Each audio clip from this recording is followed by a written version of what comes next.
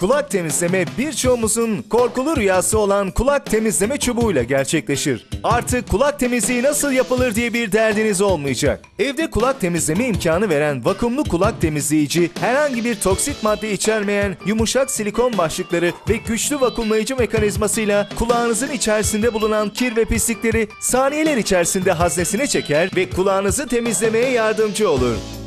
Vakumlu sistem aynı zamanda kirlenmenin gecikmesine yardımcı olur.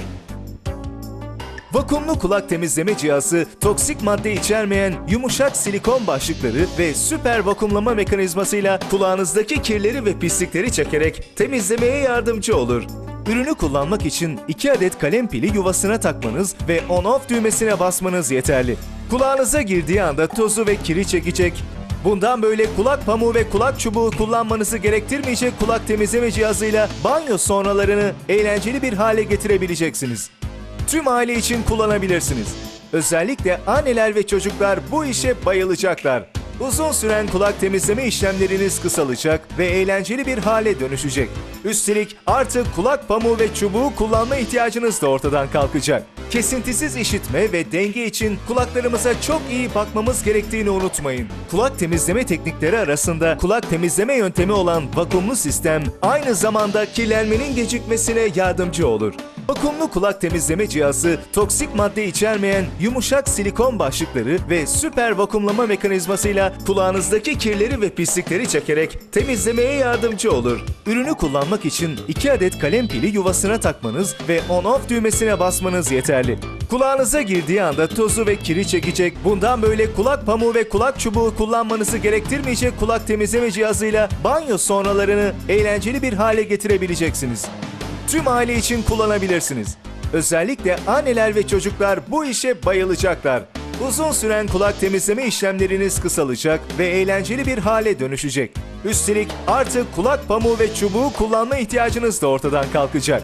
Uzun süren kulak temizleme işlemleriniz kısalacak ve eğlenceli bir hale dönüşecek. Kesintisiz işitme ve denge için kulaklarımıza çok iyi bakmamız gerektiğini unutmayın. Evde kulak temizleme imkanı veren vakumlu kulak temizleyici, herhangi bir toksit madde içermeyen yumuşak silikon başlıkları ve güçlü vakumlayıcı mekanizmasıyla kulağınızın içerisinde bulunan kir ve pislikleri saniyeler içerisinde haznesine çeker ve kulağınızı temizlemeye yardımcı olur. Vakumlu sistem aynı zamanda kirlenmenin gecikmesine yardımcı olur. Vakumlu kulak temizleme cihazı, toksik madde içermeyen yumuşak silikon başlıkları ve süper vakumlama mekanizmasıyla kulağınızdaki kirleri ve pislikleri çekerek temizlemeye yardımcı olur. Ürünü kullanmak için 2 adet kalem pili yuvasına takmanız ve on-off düğmesine basmanız yeterli. Kulağınıza girdiği anda tozu ve kiri çekecek. Bundan böyle kulak pamuğu ve kulak çubuğu kullanmanızı gerektirmeyecek kulak temizleme cihazıyla banyo sonralarını eğlenceli bir hale getirebileceksiniz. Tüm aile için kullanabilirsiniz. Özellikle anneler ve çocuklar bu işe bayılacaklar. Uzun süren kulak temizleme işlemleriniz kısalacak ve eğlenceli bir hale dönüşecek. Üstelik artık kulak pamuğu ve çubuğu kullanma ihtiyacınız da ortadan kalkacak. Kesintisiz işitme ve denge için kulaklarımıza çok iyi bakmamız gerektiğini unutmayın.